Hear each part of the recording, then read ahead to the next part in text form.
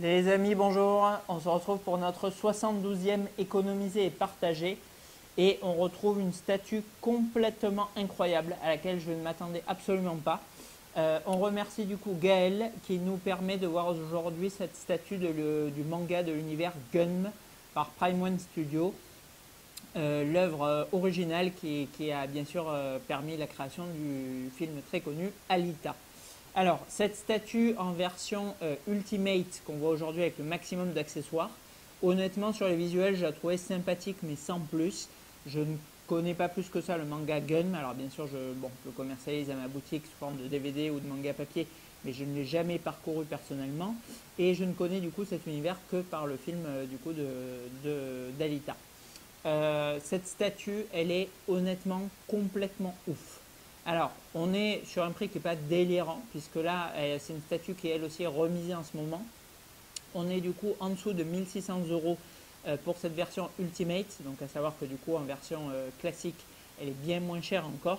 Mais on a vraiment une statue d'une dynamique, d'une ingénierie que j'ai rarement vue chez Prime One. Alors, c'est une statue qui n'est pas gigantesque en elle-même. On doit être sur, je dirais, 45 cm pour la pièce et 5-10 de plus pour l'arme. Mais franchement, c'est vraiment, vraiment de toute beauté parce qu'on va retrouver tout le savoir-faire du fabricant, la technicité dont il dispose. On dirait un concentré, une démo technique du coup dans cette pièce de tout ce qu'ils savent faire. Alors, pourquoi? Bon, tout d'abord, on a une œuvre qui est, je pense, Gaël le dira en commentaire s'il est sur YouTube quand il y aura la vidéo, qui est extrêmement proche du coup de ce qu'on voit dans le manga, dans l'anime. On a des têtes qui sont absolument bluffantes. Donc, comme à l'accoutumée, j'ai mis la tête qui est la plus dynamique, la plus expressive, celle bouche ouverte, yeux grands ouverts, parce que c'est ma préférée. Mais les deux autres têtes, honnêtement, sont magnifiques aussi. La tête un peu plus classique, que je vous filmerai un peu tout à l'heure, et la tête vraiment qui colle très très bien avec le mouvement de la statue, avec une wave là des cheveux sur la gauche, qui colle vraiment vraiment bien à l'esprit de cette gun en train de bondir et d'écraser du coup un ennemi. Alors, ensuite, on va retrouver l'emploi du coup de différentes résines qu'utilise Prime One Studio. Donc des stickers bien sûr pour les yeux pour donner un maximum de réalisme et d'authenticité au personnage. L'utilisation de résine translucide pour les explosions et la fumée du plus bel effet. Résine qui me rappelle beaucoup ce qu'on avait vu sur un statut Gatchaman manga de l'univers Prime One aussi. On était vraiment dans cet esprit. Très fragile mais extrêmement beau rendu. Résine totalement translucide, ça je vous le zoomerai, pour le cerveau, le visage de l'ennemi qui éclate avec les gerbes de sang. Technicité qu'on avait retrouvée déjà sur les statues Resident Evil. Et là, franchement, c'est magnifique. Déjà, j'aimais beaucoup les effets sur Resident, mais là, je trouve que ça colle encore mieux. Elle est en fait en train d'appuyer toute sa force, tout son poids sur le haut du scaphandre de l'ennemi et d'écraser sa tête qui jaillit du coup par le hublot avant. C'est extrêmement bien fait. C'est bien sûr un petit peu gore, mais franchement, c'est vraiment extrêmement bien fait.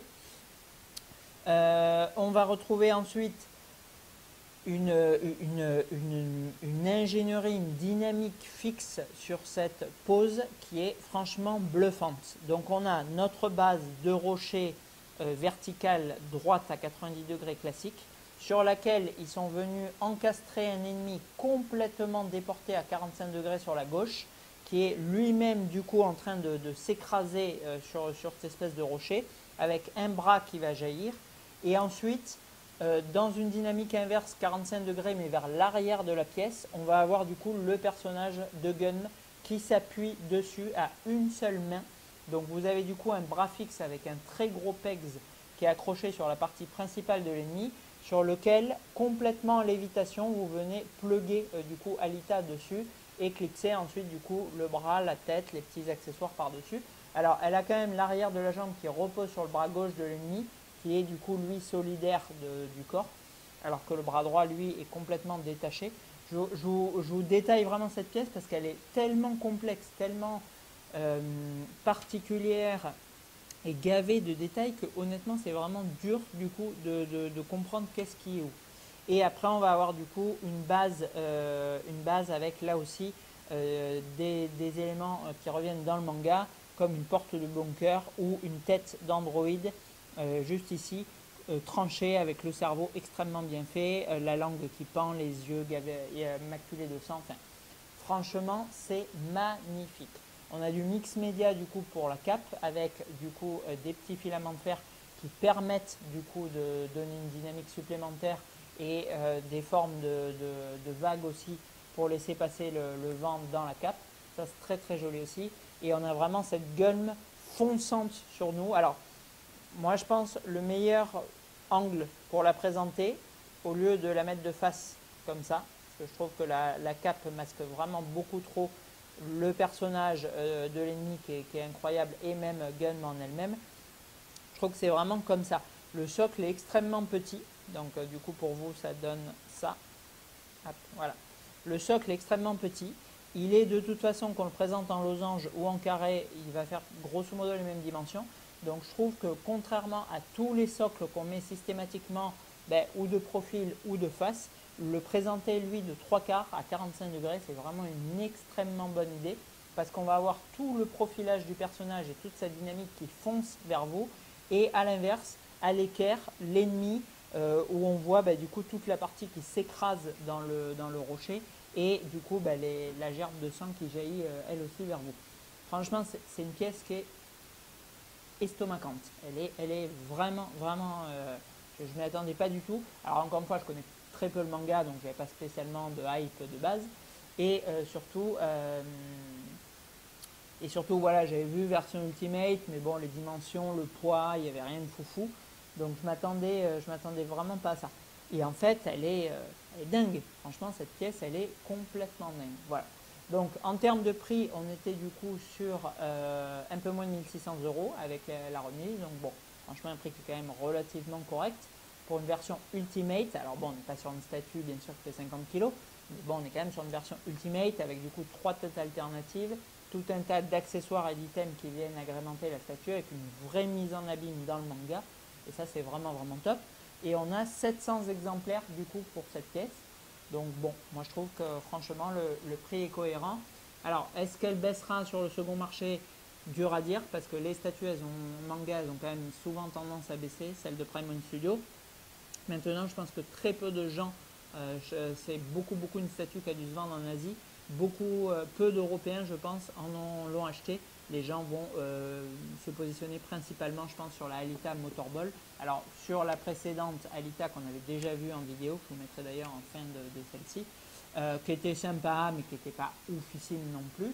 Après, on a la version Motorball qui a l'air, elle, beaucoup plus sympa, qui est d'ailleurs dispo chez PVM Express si quelqu'un est intéressé pour que je fasse la review et l'acquérir en économiser et partager. Et ensuite, cette version anime tirée là pour le coup de Gun, qui est elle complètement saisissante. Alors, seul petit bémol sur cette pièce, mais je l'ai laissé du coup toute la nuit dans le camion et il fait quand même pas chaud, il fait aux alentours de 0 là en ce moment la nuit. Donc peut-être que la résine a un petit peu durci. J'ai eu beaucoup de mal à clipser la ceinture sur le personnage. Le personnage, ça c'était vraiment galère, j'ai chauffé et pourtant c'est passé pile poil. Le personnage du coup de Gun sur le bras qui est solidaire du corps et même le deuxième bras. Deuxième petit bémol, et ça pour le coup ça vient pas de la température je pense, la tête quand vous mettez la cape, le pegs est un petit peu court et l'aimant un peu trop faible. Et du coup bon, là ça tient, on tourne, ça bouge pas. Mais voilà, il y a toujours quand même, bon, une fois que c'est exposé, ça bouge plus, mais voilà, je trouve que c'est un peu l'edge, il manque le clac qui rassure. Je trouve que c'est un peu léger niveau conception. Les parties sont légères, la statue est relativement fluette et tout, mais bon, je trouve que ça aurait été bien du coup voilà, d'agrémenter avec un peu plus de profondeur le pegs et quelque chose vraiment qui claque, qui aimante davantage. Je trouve que c'est un petit peu léger. Voilà. Hormis ça, bon, pas spécialement de défaut sur cette pièce, elle est vraiment incroyable. Et sur le second marché, j'espère qu'elle ne perdra pas de valeur parce que je pense que des versions Ultimate en plus, il y en a très peu en circulation. Là, il en restait 3 du coup chez PVM Express. Gaël en a acquis une, il en reste du coup 2 s'il y a des gens qui sont intéressés. Mais je pense qu'on la verra du coup très rarement sur le marché de l'occasion et qu'elle ne perdra pas trop de valeur comme on peut voir très régulièrement par contre les Goku, les Vegeta, Phoenix, etc. Bon, qui ont été tirés eux à 2500, 4500 exemplaires. Là, on est sur 700, on est sur un tirage beaucoup plus bas. Mais pour ce perso quand même un peu de niche, je trouve que c'est malgré tout un petit peu beaucoup. J'aurais préféré 500 exemplaires. Voilà. Alors, en réalisme et fidélité, franchement, je vais lui mettre 18 sur 20. Elle est incroyable. Elle est complètement incroyable. Les têtes, elles sont photoréalistes. Les expressions, elles sont bluffantes. On reconnaît le personnage de Gun à mort. On est sur la couverture du manga en regardant cette statue. Franchement, c'est une œuvre d'art. C'est une reproduction 3D de ce qu'on a sur la pochette des mangas. J'adore complètement. Donc, 18 sur 20.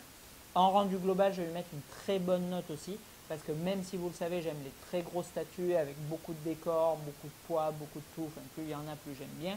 Là, on est sur une petite pièce, on est quasiment voilà, sur une premium format, on a l'impression, mais il y a tellement de détails, tellement de dynamique, tellement d'ingénierie, tellement le côté artistique est tellement prononcé sur cette pièce, je trouve qu'on est sur un très très beau rendu global, je lui mettrai du coup 17 sur 20. Pour le rapport qualité-prix, alors, dur à dire parce que pour moi, il y a quand même un peu trop d'exemplaires. On est sur une petite statue et on dépasse quand même les 1500 € en économisé et partagé. Alors oui, on vient de citer tous ces adjectifs positifs, ces qualificatifs qui font que cette statue est incroyable. C'est quand même, ne serait-ce cependant pas donné. Moi, j'aurais préféré 200 € de moins. Je trouve que ça aurait été vraiment parfait. Quelque chose aux alentours de 1400, je trouve que ça aurait été parfait. Donc en rapport qualité-prix, on va lui mettre 14 sur 20. Parce que voilà, l'acquisition de la licence n'a pas dû coûter trop cher. Il y aura malgré tout une petite peine à la revente si jamais vous souhaitez vous en séparer. Et pour une statue, encore une fois, de ce poids, de cette taille, je trouve que c'est quand même un petit peu cher.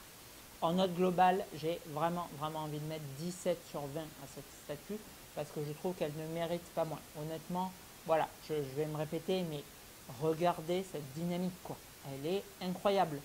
Rien que le perso qui s'encastre dans la montagne, franchement, déjà, c'est extraordinairement bien fait avec les explosions, les jambes complètement déportées, le bras désolidarisé du corps. Enfin, c'est magnifique.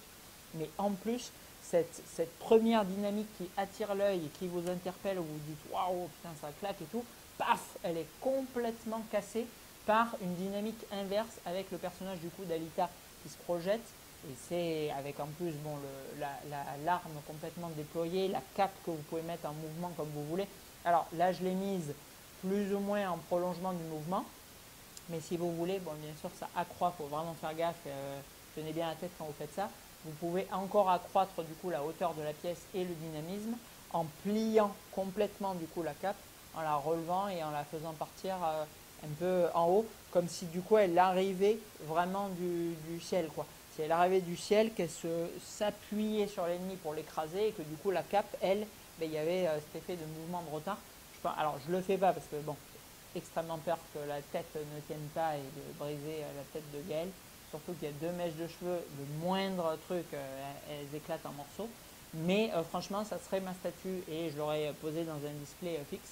Je crois que j'aurais fait ça parce que voilà, je pense que ça améliore encore plus le dynamique de la pièce et elle est incroyable. Donc cette statue, elle mérite très clairement 17 sur 20. Voilà. Donc bon, comme à l'accoutumée, c'est vraiment un plaisir de découvrir ces pièces que je n'aurais absolument jamais de la vie très certainement vu s'il n'y avait pas les économisés et partagés. En plus, Gaël habite à 20 km de ma boutique, donc c'est fabuleux. Il vient chercher demain la statue à la boutique, donc c'est vraiment génial. Et voilà, et c'est une licence, c'est une statue, c'est un personnage, c'est tout ça qui ne sera, à mon avis, plus ou moins quasiment jamais exposé dans la plupart des collections et que du coup, on ne verra jamais. Donc merci beaucoup à Gaël, merci beaucoup aux économisés et partagés de me permettre de découvrir ces pièces et de vous les présenter par la même occasion. À bientôt.